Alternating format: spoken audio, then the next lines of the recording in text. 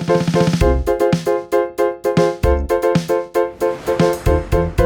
देख रहे हैं केवल सच।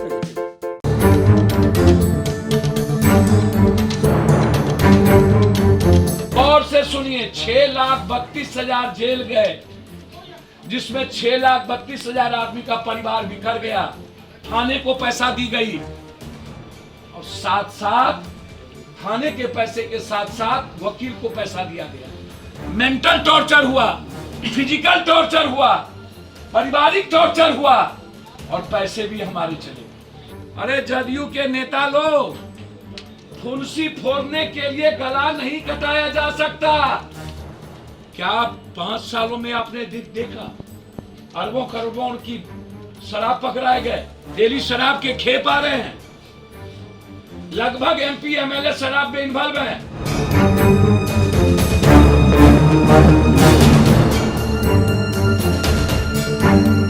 शराब माफिया अपराधियों के द्वारा जो शराब के खिलाफ बोला उसको मरवा दिया। हर शराब माफिया जिनका मैं अभी लिस्ट दे रहा हूं, इनका मोबाइल सर्विलांस पर लिया जाए और टेस्ट जांच कराई जाए कि जहां के ये है वहां के थाना प्रभारी से कितने बार इसकी बातचीत होती है, डीएसपी से कितने बार बातचीत होती है, वहां के एमएलए एमपी मंत्री संतरी से कितने बार बातचीत होती है। इसकी जांच मैं चाहता हूं। पानी में गायब, शेल्टर हाउस में गायब, चिमकी में गायब, डेंगू में गायब, कोरोना में गायब। यह भगोड़ा क्यों है?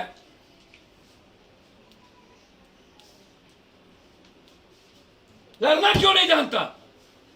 जैसे बीजेपी के अध्यक्ष भागते रहते हैं, उतना बड़ा हमेशा दोहरी नीति, दोगली नीति, चित भी मेरी पट भी मेरी, बड़ों के बाप कनियों के बाप। बीजेपी और आरजेडी दोनों की जुबान एक, बोलते रहेंगे एक ही भाषा, एक ही भाषा। जो जायसवाल बोलेंगे वो भी बोलेंगे और गायब हो जाएंगे। सत्ता पक्ष भी गायब, वोट मिल गई। जाति की अंगगणित पर इनको वोट मिलना है। इनको बिहार की जनता बाहर में जाए, बिहार मरे हरे, चुनाव के बाद क्या लेना देना। इसीलिए चैलेंज है हमारा कि इन लोगों की चुनाव ही सत्ता के पैसे से, शराब के पैसे से होती है, बालू के पैसे से होती है। बालू माफिया और शराब माफिया इन लोगों की पार्टी चलाती है। जो लोग शराब मरने वालों के साथ मिलने गए, मैं चैलेंज करता हूं जायसवाल जी से, विजय गुप्ता आपके साथ बेतिया का था कि नहीं? नहीं था तो हिम्मत है तो जायसवाल जी बता दे विजय गुप्ता शराब माफिया है कि नहीं। और उस दिन जब नौतन गए थे तो विजय गुप्ता था आपके साथ कि नहीं? और जो लोग अभी जा रहे हैं उनके साथ सारे माफिया, शराब वाले माफिया जाते हैं कि नहीं? प्रचार, पोस्टर और लोगों तक प्रचार का माध्यम सरकार तय करे और कुछ करने की जरूरत नहीं है। जिसको वोट देना होगा देंगे, पहले पॉलिसी से। और जिनका नाम मैं दे रहा हूं लिस्ट में, ये माफियाओं का लिस्ट और बिहार के लगभग लोग का लिस्ट में मंगा रहा हूं। कितने पार्टी से लोग? सभी पार्टी के लोग हैं। आरजेडी के एक ही नजर आ रहा है। सर आप देख लीजिए कितने होंगे, अभी तक लिखा ही नहीं गया है। कुछ लोगों का नाम नहीं दिया पार्टी नहीं है पार्टी वाइज, कुछ लोगों का नाम वो भी आपको जाएगा। एमएलसी हैं, आरजेडी के बहुत सारे लोग हैं जो शराब की फैक्ट्री है, बिचवाते हैं। सब आपको पता है, आप लोग जानिए। बीजेपी का लिस्ट दे दिए, इसमें आरजेडी का लिस्ट नहीं। सर मैंने कहा कि जिसका नाम अभी आया उसका लिस्ट में नाम दे दिया मैंने, और जिसके नाम नहीं है उसको मैं दूंगा।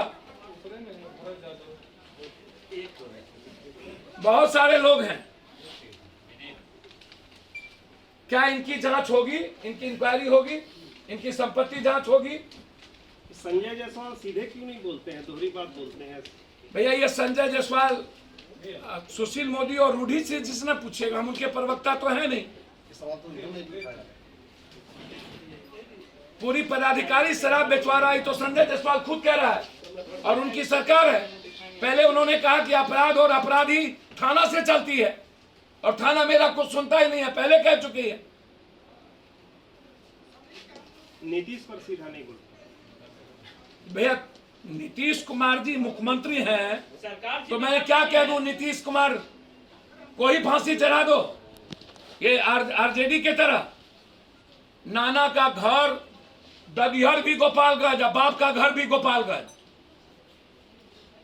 बीन बजाए, पिटारा खुला, शराब के पैसे से हेलीकॉप्टर पर बैठे 3 को वोट लेने चलेंगे। कुशेश्वर स्थान गए। मेरा चैलेंज है आरजेडी के नेताओं को, और बहुत दम के साथ, कि जब कुशेश्वर स्थान गए तो रास्ता मुजफ्फरपुर था, मुजफ्फरपुर के शराब पीड़ितों से क्यों नहीं मिले? मेरा चैलेंज है। इसके पहले भी सीवान और गोपालगंज में घटना घटी थी, तब ये शराब में पीड़ितों को आंसू नहीं पहुंचे।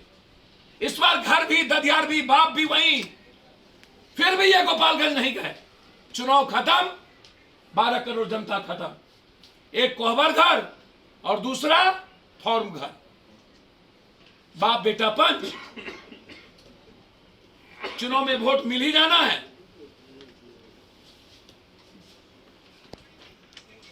पिटारी बीन बजाओ, पिटारा खुल गया, शराब के पैसे से वोटर को दो और वोट लो। मस्त। हर परिस्थिति में, आम आदमी पे नहीं। जनप्रतिनिधि एक्ट में यदि बार बार चुनाव में अपराध पर बहस है, तो जमीन माफिया, बालू माफिया, इन सारे माफियाओं पर बहस होनी चाहिए। दूसरी चीज, जो शराब बेचता है, जिसके पास ठीके पकड़ाए जाते हैं, मैं जानना चाहता हूं क्या उसकी संपत्ति जब्त होगी? क्या यह पॉलिसी तय होगा कि जो शराब बेचते हैं, जो शराब बेचवाने में पकड़ाते हैं, उनका आधार कार्ड सीज कर लिया जाएगा और उनको सरकारी सुविधा से वंचित कर दी जाएगी? ना तो बिजली, ना तो पानी, ना तो बैंकिंग व्यवस्था। सरकार यदि कंप्लीट रूप से डिटर्मिनेशन है कि मुझे करना है, तो आप आधार कार्ड उस व्यक्ति का छीनिए जो भट्टी चलाता है, जो डेली शराब लाता है, ताकि उनको जनता के पैसे से कोई सुविधा नहीं मिलनी चाहिए, क्योंकि वो जनता की हत्यारी है। आप तय करिए कितने नेताओं की संपत्ति और दरोगा की संपत्ति जांच हुई।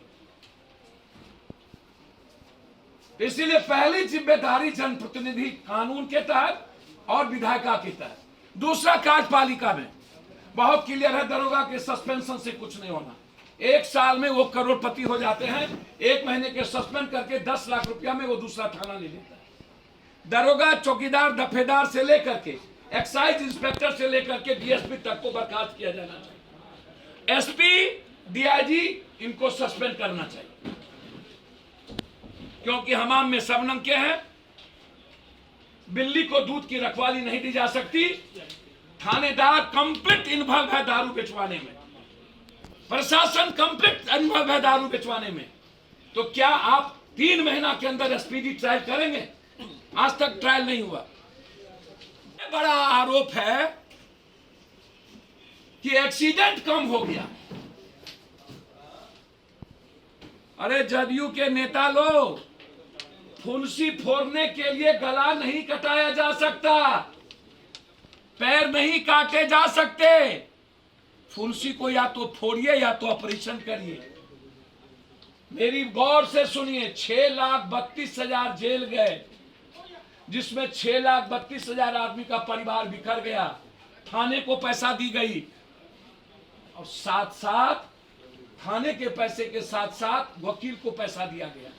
मेंटल टॉर्चर हुआ, फिजिकल टॉर्चर हुआ, पारिवारिक टॉर्चर हुआ और पैसे भी हमारे चले गए। उससे ज्यादा खतरनाक, हमारा पैसा गया नेपाल, हमारा पैसा गया बंगाल, हमारा पैसा गया झारखंड, हमारा पैसा गया यूपी, हमारा पैसा गया पंजाब, हमारा पैसा गया हरियाणा। बिहार का पैसा बिहार के डेवलपमेंट में नहीं लगा। 70-80 रुपये का दारू, 100 रुपये का दारू मिनिमम 300, 400, 500, 600, 700, 800 रुपये में। आपने डिलीवर बॉय को जेल भेज दिया, गोदाम पप्पू यादव का चौकीदार को भेज दिए, गोदाम के मालिक को नहीं भेजे, थानेदार को सस्पेंड कर दिए। आश्चर्य होगा, डिस्चार्ज नहीं किए, संपत्ति की जांच नहीं हुई।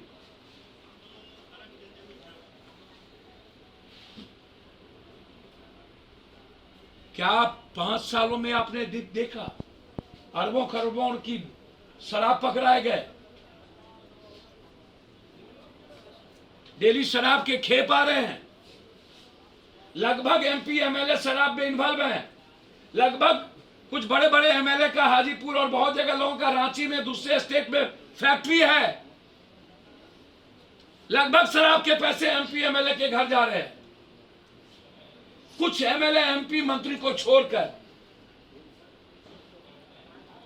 तो पहले इनकी संपत्ति जांच क्यों नहीं? फिर कार्यपालिका, फिर न्यायपालिका, लगातार शराब में मौत, शराब में मौत की आंकड़े कम, डर से लोग जला दिया या तो दफना दिया, आंकड़े नहीं दिखाए गए। इसीलिए जन अधिकार पार्टी 20,000 रुपया 15,000 रुपया उसके जीविका के लिए, और जिस घर में बेटी बड़ी है उसकी शादी जन अधिकार पार्टी की ओर से फ्री, सभी जगह। और सभी जगह हम गए और सभी केसों को निपापोती की जा रही है, माफियाओं को कोई कार्रवाई नहीं हो रही है, दबाव है। और अंतिम शराब के सवाल पर, शराब के बाद बलात्कार की संख्या बढ़ी, थानेदार जेल भेजे, साथ साथ शराब माफिया अपराधियों के द्वारा जो शराब के खिलाफ बोला उसको मरवा दिया। विपक्ष शराब पीता है या नहीं? विपक्ष स्मैक लेता है या नहीं? इसकी भी घोषणा करे, और नहीं लेता है तो बोले, लेता है तो ब्लड सैंपल जांच करे।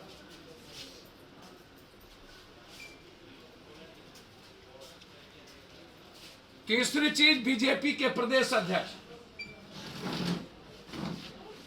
नरेंद्र मोदी जी आपके प्रधानमंत्री हैं और आपकी भूमिका सरकार में जदयू से ज्यादा है, तो फिर विधवा विलाप क्यों करते? हमेशा समाज को बरगलाते क्यों हैं? आपका चरित्र दोहरा और दोगला क्यों है? आप दुष्टई क्यों करते हैं? कोरोना में आप अपने नगर अध्यक्ष कन्हैया गुप्ता को मरवा दिया, आपने 1 रुपया नहीं दिया, पप्पू यादव को 1 लाख रुपया देना पड़ा, आप दिए? बेतिया के नगर अध्यक्ष, तब कहां थे आप? किसने आपको रोका था? दूसरी चीज, जब आप यह कह रहे थे कि थाना हमारी बात नहीं सुनता है और अपराधी और थाना मिलकर के अपराध करते हैं, सत्ता में रहने के बाद यदि आपका थाना नहीं सुनता है और अपराधी और थाना दोनों मिला हुआ है, तो मेरा रिक्वेस्ट है कि आपको इस्तीफा दे देना चाहिए। आप कायर हैं, आप कमजोर हैं, और कायरतापूर्ण और दिग्भ्रमित करने के लिए जनता को आपको 1 मिनट भी रहने का राइट नहीं है। सरकार से आप इस्तीफा लीजिए या तो आप रिजाइन करिए। दूसरी तरफ मैं जानना चाहता हूं कि विजय गुप्ता कौन है, जो सबसे बड़ा कारोबारी और माफिया है, जो आपके साथ उस दिन नौतन गया था, और जब विरोध किया तो 2 मिनट के अंदर आप भाग गए। आपके गाड़ी में या तो आप उसके फॉर्च्यूनर में बैठे थे या तो विजय गुप्ता आपके फॉर्च्यूनर में बैठे। तीसरी चीज, हर शराब माफिया जिनका मैं अभी लिस्ट दे रहा हूं, इनका मोबाइल सर्विलांस पर लिया जाए और टेस्ट जांच कराई जाए कि जहां के ये है वहां के थाना प्रभारी से कितने बार इसकी बातचीत होती है, डीएसपी से कितने बार बातचीत होती है, वहां के एमएलए एमपी मंत्री संतरी से कितने बार बातचीत होती है। इसकी जांच मैं चाहता हूं। मैं मुख्यमंत्री जी से आग्रह करूंगा, इसकी जांच होनी चाहिए। और इन माफियाओं का टेलीफोन, जो पूरे परिवार का टेलीफोन है, उसको सर्विलांस पर लेना चाहिए। तीसरी चीज, विपक्ष के सत्ता पक्ष के अध्यक्ष, बीजेपी के अध्यक्ष से मैं जानना चाहूंगा, आपने कहा कि शराब प्रशासन के नेतृत्व में बिक रहा है और सुशील मोदी कोई और बात कर रहे हैं, रूढ़ी कोई और बात कह रहा है, तो क्या आप अन्य लोगों पर कार्रवाई करेंगे? एम्बुलेंस से शराब चल रहा है तो क्या आप कार्रवाई किए? और बीजेपी के लगभग बड़े लोग माफिया में हैं, शराब बेचवाते हैं, तो क्या आप उनको कार्रवाई करेंगे? लगभग बीजेपी, आरजेडी, जदयू और अन्य पार्टी के लोग जो नेताओं के साथ गाड़ी चलती है वो या तो अपराधी या तो माफियाओं की चलती है, और उसमें ये 3 माफिया, 4 माफिया, या तो शराब, या तो बालू, या तो जमीन, या तो ठेका माफिया, जल नल योजना या अन्य योजना वाले, और वही इर्द गिर्द बैठे रहते हैं।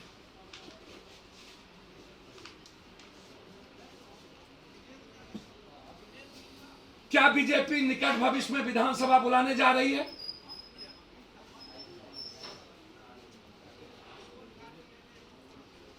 जनता के पैसे का जो टैक्स है, जो लोग लेते हैं, चाहे वो विधायक पालिका हो, कार्यपालिका हो, चाहे न्यायपालिका हो, क्या नीतीश जी की सरकार, एनडीए की सरकार जिम्मेदारी तीनों की तय करेंगे?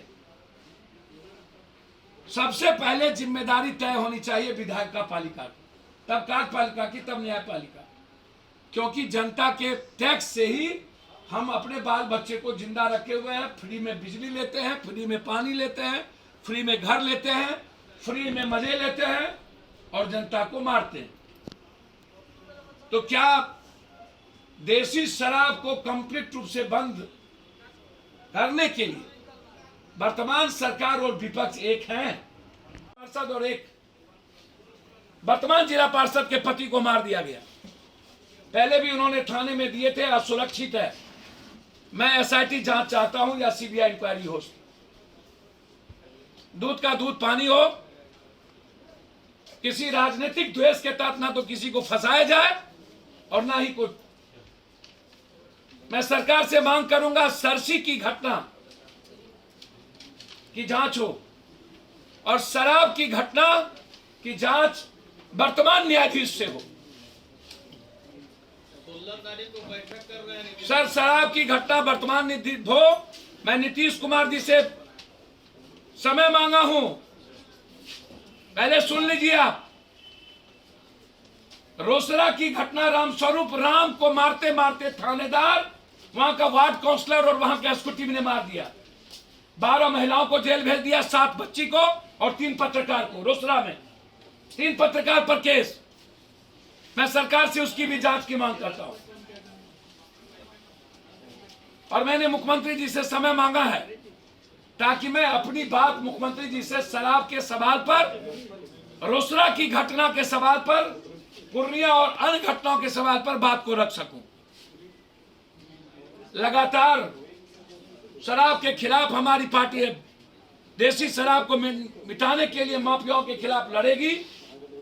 हम माफियाओं की चुनौती को कबूल करेंगे। यदि सरकार से संभव नहीं है तो हमारी पार्टी को 1 महीने का वक्त दे, या तो शराब माफिया शमशान, या तो बिहार से बाहर, या तो अपनी पार्टी को मैं डिसॉल्व कर दूंगा। सरकार गेस्ट फैकल्टी को परमानेंट कर दिया है, तो बिहार में गेस्ट फैकल्टी